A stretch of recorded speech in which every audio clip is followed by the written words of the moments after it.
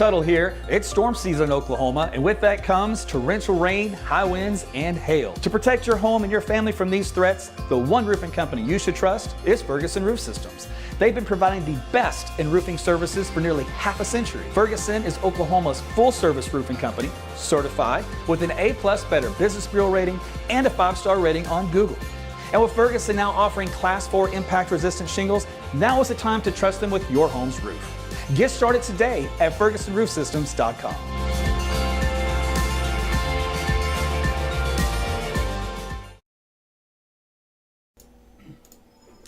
Hey there, Meteorologist Tuttle, back with you again. It is your lunchtime live update just before 12 o'clock here on your Thursday. We're going to talk about the severe weather aspects coming in for later today and also for Friday. So you've come to the right place. Get the quick down and dirty on the details. So we'll get to it real quick. So I know you guys got plans. You got lunch, right? You got to get on with it.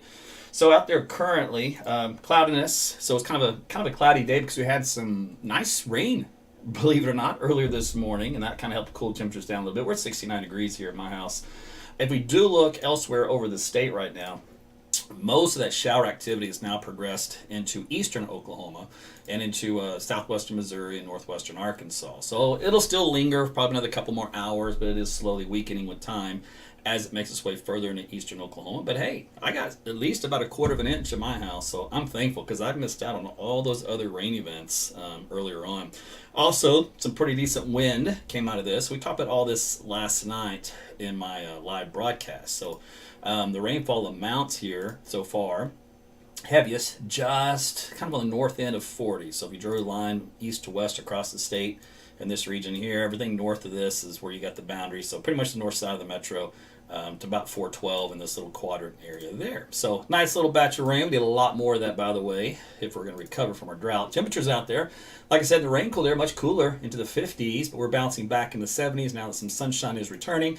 Our winds are still kicking out of the south, though, pretty strong. Winds gusting up around 20 to 30 to even 40 to even 50 miles per hour up here in northeast Oklahoma as we speak. So this is where you have your maximum wind speeds right now across the northern parts of the state, where those wind speeds are sometimes up around 60. So the severe weather threat for today is actually out into the Texas Panhandle region. A couple of those storms may try to cross over the border as they fall apart out here in southwest or western Oklahoma. Right now I don't expect much of it, neither does the Weather Service. They just put out a marginal risk, so not really we're too worried about today. Although, if you do live out in the eastern Texas Panhandle, you could get a tornado or two with those storms. That's kind of common, though, out there. That's not unheard of. Here across the body of Oklahoma for Friday, though, the big threat is going to be here across basically central Oklahoma. So we're kind of right smack dab in the middle. And the Weather Service, the Storm Prediction Center, has moved us up to an enhanced category, which does cover the Oklahoma City Metro, for a medium tornado threat, baseball-sized hail, winds up to 60 to 80 miles per hour beginning Friday afternoon into the evening hours. Severe weather also expected across northeast Oklahoma for any of these storms that do develop, when there's your current outline. Okay, so we talk about the tornado potential. This is still early in the game, by the way. We'll have better data tonight and much better data tomorrow when you're talking about tornadoes, but I would expect this yellow shading, you might as well draw it, back into something like this, because if a storm goes here, it has just as good of a potential to produce tornadoes as it does here. So this isn't the limiting factor here. The cap is the limiting factor. We'll talk about that in a second. Temperatures out there, though, 40 for today. How about some 70s? Near 80 out here across the eastern half of the state, and then back out into the upper 80s. We're talking about the western half of the state, and on Friday much warmer. We'll be in the 90s across the western half of Oklahoma, 80s and 70s out across the east. The big player, of course, for today is the dry line action. So this is the dew point map, which separates the warm air from the warm, drier air out here with the cooler, slightly cooler, I should say, and very moist air here. So that's the difference in the dry line. So you can see this particular model, the HER, has it out here over the eastern Texas Panhandle. The NAM also does as well. So they're kind of in agreement, although the HER has a little less moisture. See the greens? These are dew point values in the 50s. See the blues, the 60s. Now look at the NAM model. Dew point values in the 60s. Huge. Now these are dropping here because it's got storms it's producing. This is going to be important to watch. This is going to be a key component of the forecast for tomorrow because these models are at odds with each other for tomorrow.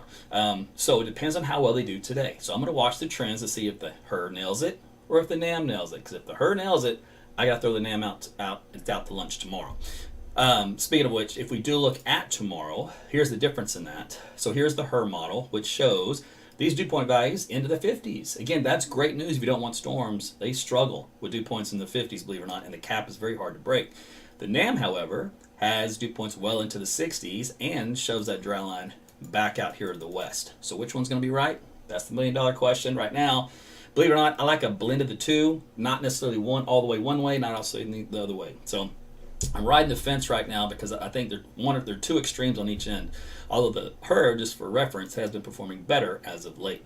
Okay, so here's a look at how the rainfall moves out of the state here for the rest of today. That dies on out. Those storms out there in the eastern Texas Panhandle, a couple of those could be severe with a couple of tornadoes produced anywhere along that line. If we head into the evening, anything that crosses over the border is weak, falls apart, not a big deal. Could see some early morning showers. Doesn't really show up too well on this map, but they fair game anywhere from basically I-35 to 40 for some elevated stuff Friday morning. So don't be surprised if it happens. It won't be like this morning, just little piddly stuff that just moves by. Let's see, then we go into the afternoon. So Friday afternoon, this model does not produce storms here in northern Oklahoma. It actually holds the cap. What it does, though, is finally produce storms late, like after 10 o'clock and 11 o'clock here in southern Kansas and northern Oklahoma as the cold front moves through. But you will notice as it moves this way toward our region by midnight, 1 o'clock in the morning, that line of storms kind of cuts off once you get west of town. It says the cap that it runs into is just too strong, and it keeps this thin line going out to the eastern parts of the state and kind of diminishes into the daily daybreak hours on Saturday morning. So this would be the second wave, by the way, of storms. This is not the one that could develop prior to that. So for that, let's take a look at the tech model. And it's been consistent so far at producing a few supercell storms up here across northern Oklahoma and southern Kansas by the time you head to 4 o'clock in the afternoon. So 4, 5 o'clock, 6 o'clock is a sweet spot of time frame to watch for this stuff. They do have helicity tracks, which means they'll be supercell storms with some hail, damaging winds, and yeah, a couple of these could be tornadic.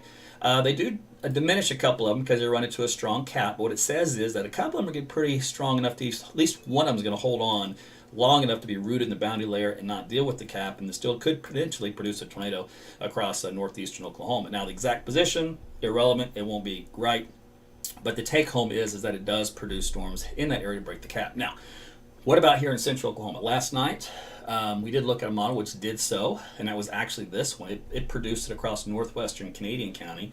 Now it produces it south of Canadian County, moves, say, around the Norman Moore area as we head into Friday early evening hours, say around 6, 7 o'clock. So this model is consistent on popping up a supercell and breaking the cap. Just one, but it only takes one in this environment. Why is that? Well, for this afternoon, the severe weather, or the tornadic parameters, you might say, are highest out here across the eastern Texas Panhandle. So any storm that happens to run into that environment has a chance to produce a tornado before they die out. Now for tomorrow, that scale is much higher across all of central and northern Oklahoma, and it's centered right here across the I-35 corridor. So any supercell storm that runs in this environment is going to have the potential to produce some pretty nasty, pretty nasty outcome with the ingredients on the table. In other words, very large hail, damaging winds, and yes, unfortunately, probably significant tornado or two. So that's what we're looking for your Friday late afternoon and evening across that area. Temperature-wise, we'll be, of course, into the 80s today and into tomorrow. And then we got 70s coming our way, so looking good for Saturday, Sunday, and Monday, and really onward. By the way, great weather on Saturday. It's going to be a little windy, by the way, today and tomorrow. South wind just gusting up there, 30, 40 again. But Saturday, those winds will calm down in the morning, so it looks like a really nice day. Pick of the litter. Sunday's actually not bad either. There might be some storms on the Red River Valley. And then Monday, we'll see what happens with storms down there as well. Otherwise, Tuesday, Wednesday, Thursday. Into the next week, temperatures look pretty good. We might have another round of severe weather somewhere in this period. The models are all over the place, potentially for Tuesday, again, potentially Monday, maybe potentially Friday. But they're not in agreement, and it looks pretty iffy at this point. So we'll continue to monitor that trend. I believe that was everything I wanted to cover. This was going to be short and sweet, so we did it all in about 6 minutes or so. Tonight, I will look at some new data, and we'll find out, again, the strength of that cap. Right now, the older data had us having to hit a convective temperature of 92 degrees to break it.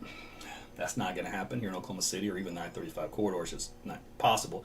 So you have to go off of dryline convergence, and the models weren't really great on the dryline convergence, so they're very iffy, which is why most of them don't produce any storms at all for Friday afternoon and evening.